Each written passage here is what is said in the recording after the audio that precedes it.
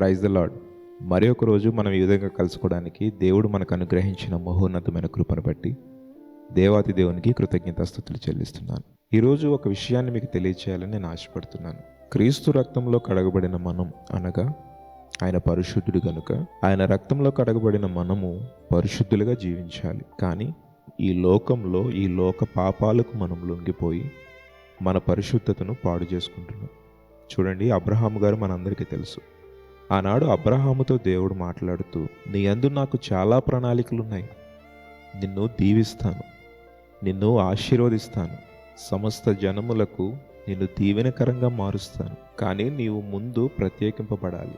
పాపయుక్తమైన ప్రాంతము నుండి, పాపయుక్తమైన ప్రజల నుండి, వారి పద్ధతుల నుండి నువ్వు ప్రత్యేకింపబడాలి. అప్పుడు నువ్వు ఊహించిన దానికంటే అధికమైన మేలుతో నిన్ను ఆశీర్వదిస్తాను, సమస్త జనములకు నిన్ను దీవెనకరంగా మారుస్తానని ఆనాడు దేవుడు అబ్రహాముతో మాట్లాడాడు. ఆనాడు దేవుడు చెప్పిన మాటకు లోబడి అబ్రహాము నడుచుకున్నాడు కాబట్టే గొప్ప మేలుతో నింపబడ్డాడు, సమస్త జనములకు దీవెనకరంగా మారాడు. ఈరోజు దేవుడు మన జీవితాలను కూడా ఆశీర్వదించాలని చాలా ఆశ కలిగి ఉన్నాడండి. కానీ ముందుగా మనం దేవుని మాట వినాలి. ఆయన మాట విని పరిశుద్ధంగా జీవించాలి. ఆయన ఆజ్ఞలు మనం ఎప్పుడైతే పాటిస్తామో మనం పరిశుద్ధంగా జీవిస్తామో దేవుడు మనల్ని అత్యధికమైన మేలులతో మనం దీవిస్తాడు.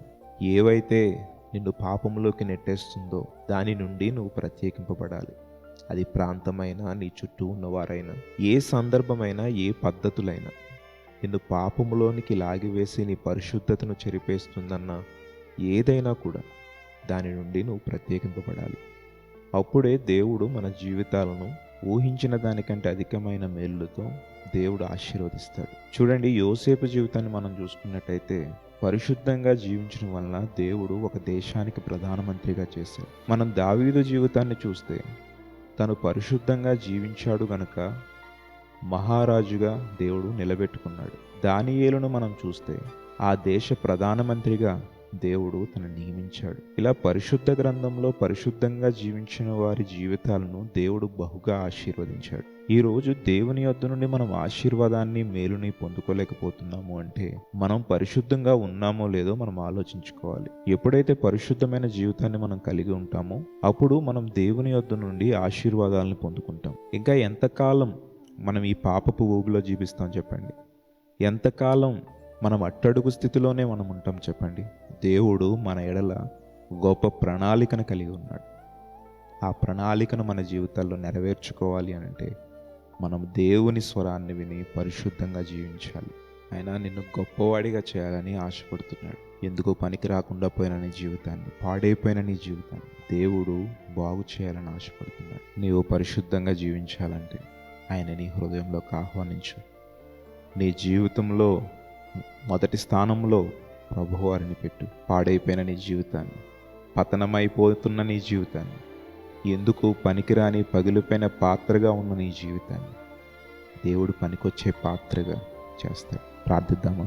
మహోన్నతుడును పరిశుద్ధుడు అయిన దేవా, నీ ఘనమైన నామమునకు వందనములు తండ్రి. గొప్ప మాటతో మమ్మల్ని బలపరిచావు దేవా, నీకు స్తోత్రములు.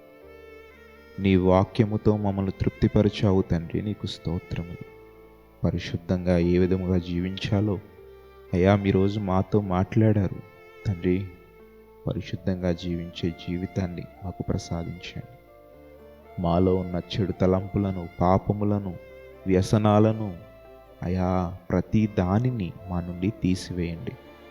అయ్యా మా పాపములను మీ పాదముల చెంత విడిచిపెడుతున్నాం, మమ్మల్ని క్షమించండి, నూతనపరచండి. అయా చేస్తున్న ప్రతి ఒక్కరి ప్రార్థనను మీరు అంగీకరించండి, అవసరతలను తీర్చండి. ఈ చిన్ని ప్రార్థనని పాదముల చెంతకు చేర్చుకునమని యేసుక్రీస్తు వారి అతి శ్రేష్టమైన పరిశుద్ధ నామములో అడిగి వేడుకొని పొందియున్నాము తండ్రి. ఆమేన్.